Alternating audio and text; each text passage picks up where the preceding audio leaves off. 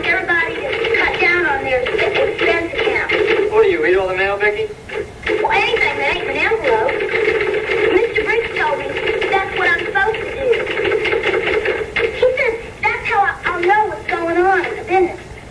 That's what he used to do when he was a coffee boy. But, see this here? This thing, it's all about advertising rates. What's the matter? Boy, you're really putting on the dog, huh? Making fun of me? No, what are you all got up for? I'm going to have publicity pictures taken after work today. I ain't got time to go home and change. Publicity pictures, huh? My agent's got big plans for me. He's going to send me out on a lot of real big jobs. But first I got to get 8x10 glossies and posits. 8x10 glossies and composites. Composites? Yeah. Show business. Now you're really into it, huh? Well, I'm learning. What'd this guy tell you? I bet I know. Sugar, I'm going to make you a big star. Put your name in life from here, Nashville, and back again. You can have so many gold record albums you'll be able to paper your walls with them. Right? You think I can't do all that? Listen, Becky, I think you're very talented if I'm any judge. But I don't think anybody should get your hopes up too much. There are a lot of things that have to fall into place before you make it big in that business of yours. Well, that's what I got Clint for. That's an agent's job.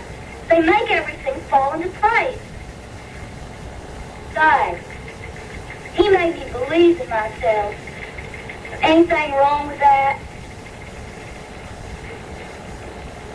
All right. Be careful, okay? I know what you're saying, Richard. I appreciate it. I really do. Don't worry. I can take care of myself.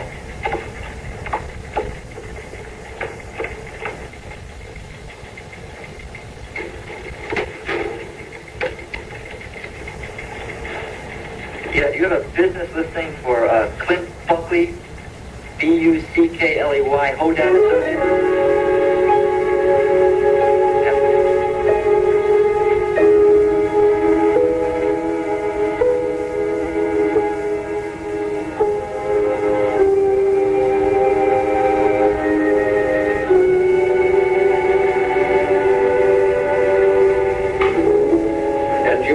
Thinking about getting dressed?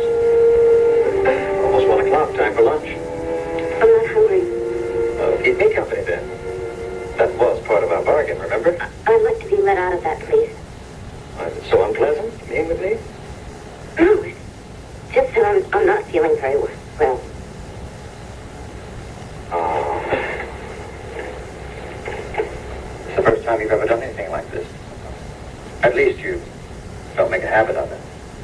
And you're feeling terribly guilty. Why?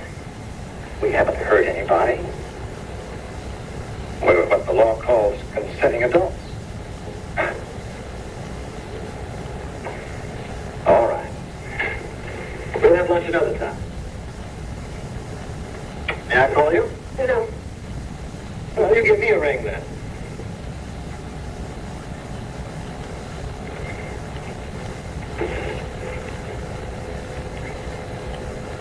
You're married, aren't you? Oh, it's all right. I understand these things. Karen, you mustn't feel guilty. Perhaps you're too young to realize it yet. This is the way the world is. To get something, you have to give something. You got the dress you wanted, and I've had the pleasure of your company. And it has been a pleasure. You're a very lovely woman. Your husband's a very fortunate man. Please go. Yes, of course. Call me. Call me soon, will you?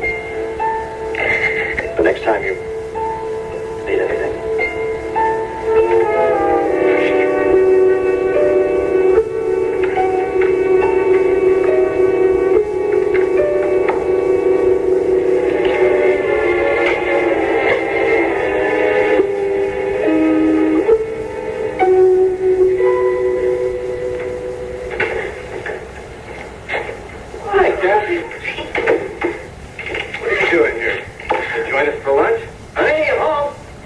Karen's not home. Where'd she go?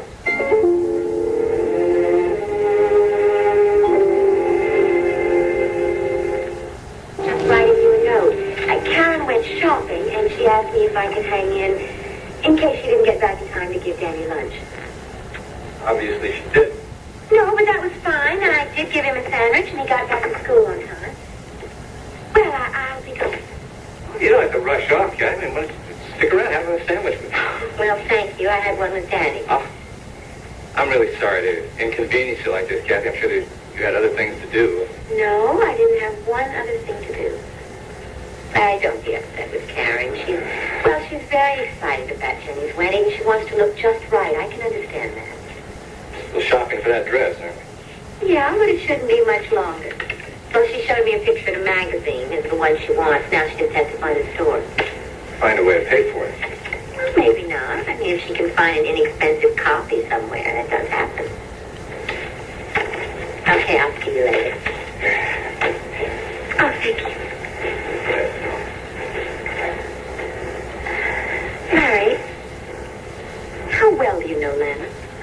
Anna? Well, she hangs out with Karen. She's over here every once in a while. We say hello. Why? Well, I don't know. I guess I wanted to share with you that I'm feeling a little bit concerned about her. She's really taking this wedding of Jenny's very hard. Well, she did come back the other night, and she was so upset that I convinced her to spend the night. And the next morning, I tried to talk to her, but... It's too bad. You can't get... Look, there are a lot of guys around, especially for someone as attractive as Lana. You don't really like Brad, do you? Did I say that? No, it was just something in the tone of your voice. Oh, Brad, I think he's maybe a little immature. I think Jenny's too good for him, but then I'm probably prejudiced. You said maybe Jenny found some qualities in Brad that none of the rest of us have seen. You don't agree? No, I don't. I have very serious doubts about Brad Vernon.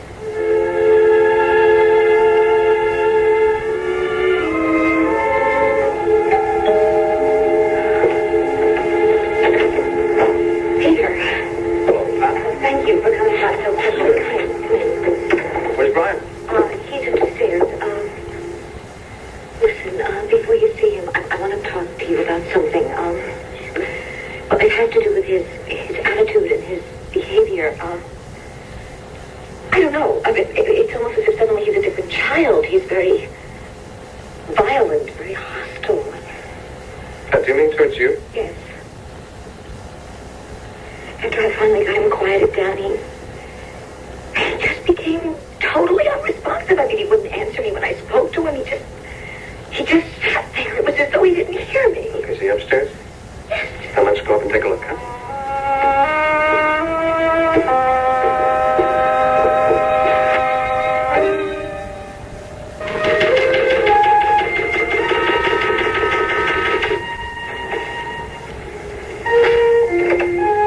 Abbott. Who? Oh, yeah. Send him down, Mrs. Abernathy. Thanks. Clint, right this way. How you doing, Richard? Hey, good to get your message. Yeah, a little trouble locating you. Oh, I know. Everybody's been complaining. Tell you what happened.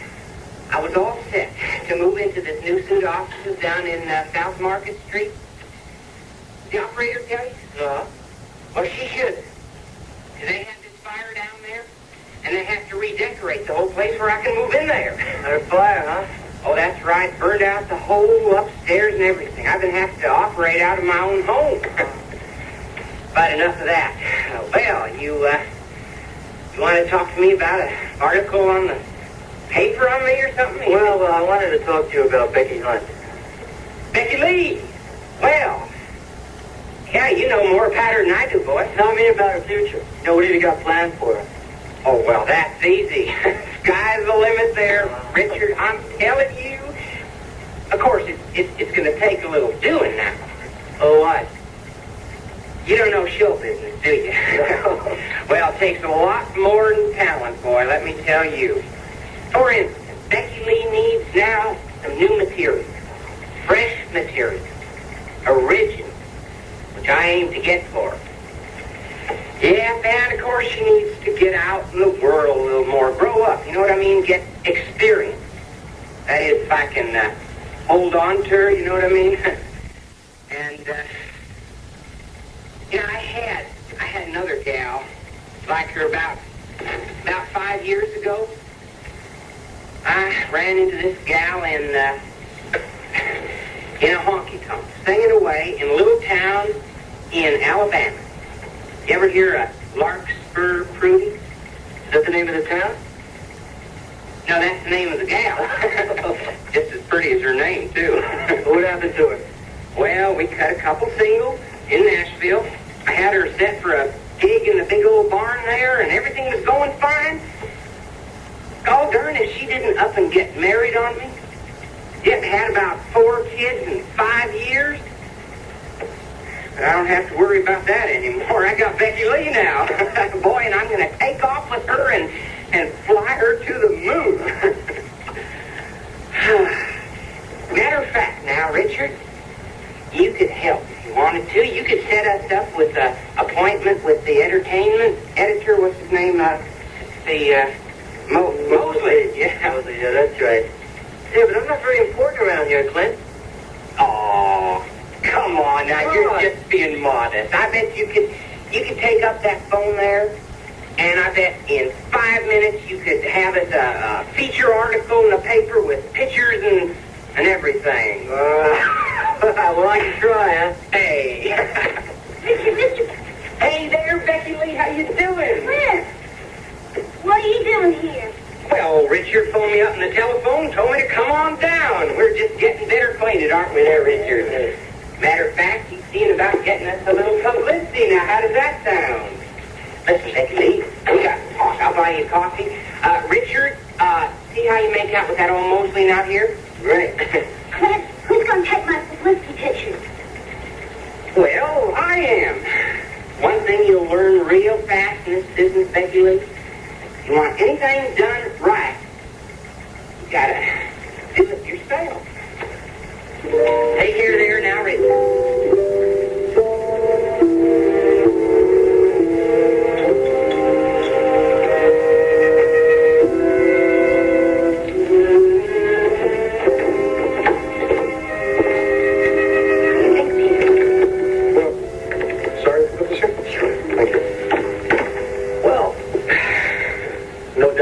He's got a really rotten headache.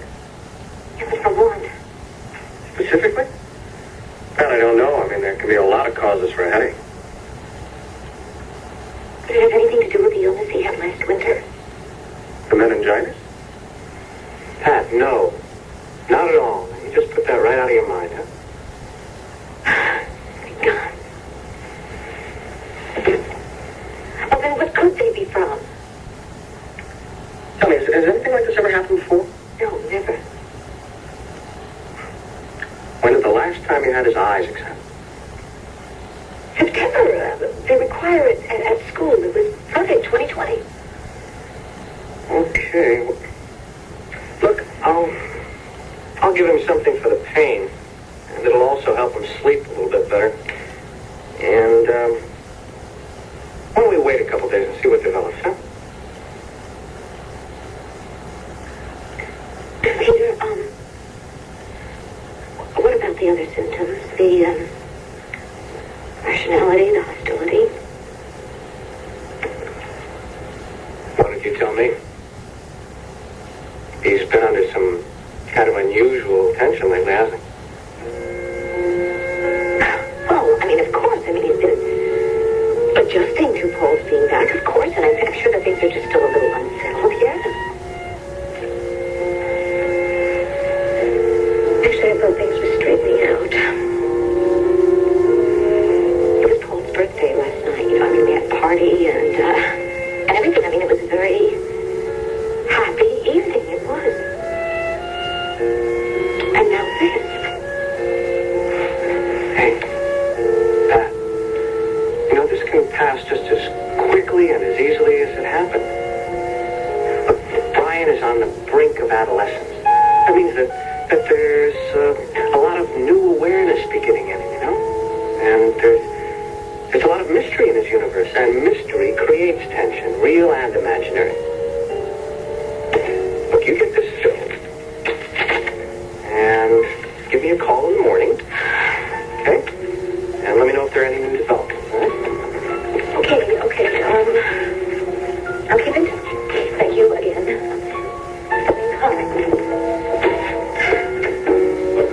Not to worry.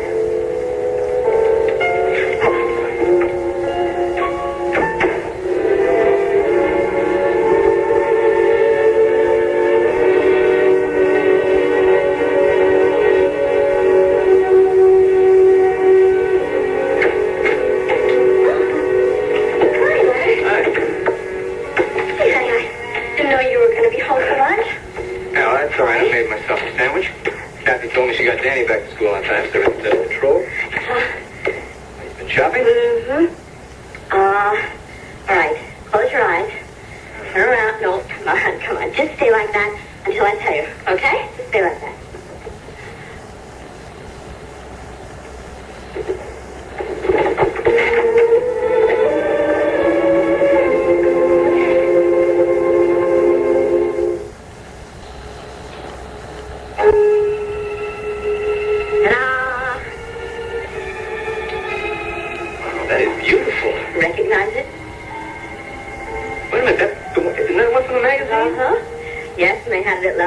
In my size and everything, and guess how much it was?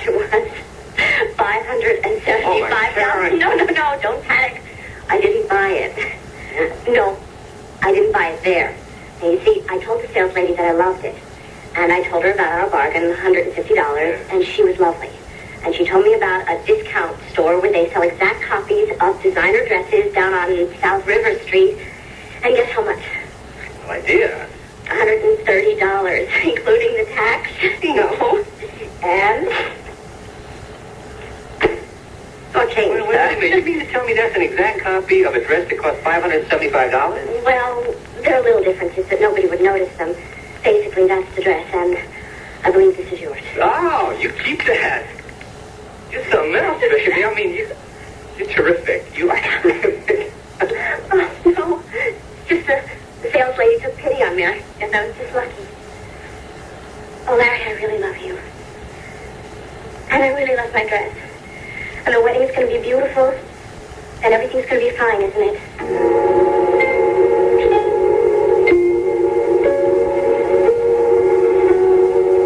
Lieutenant Hall, please. Richard Abbott from the Banner. Hello, Ed. Oh, hey, listen, I'm sorry to bother you. No, it's not regard to the other story. I'm just holding on till I hear from you on that one. But how would I go about trying to get a line on a guy? Yeah, that's right. Just general background, sort of a double check on whether he's telling the truth about who or what he is. That kind of thing, right? Would you? Hey, gee, that'd be great. Yeah, just unofficial, you know. Naturally, everything would be kept confidential. Okay, the guy's name is Clint Buckley, Buckley. He claims to be a talent agent in the country and western field. Yeah, right. Thanks a lot, Ed. Bye-bye.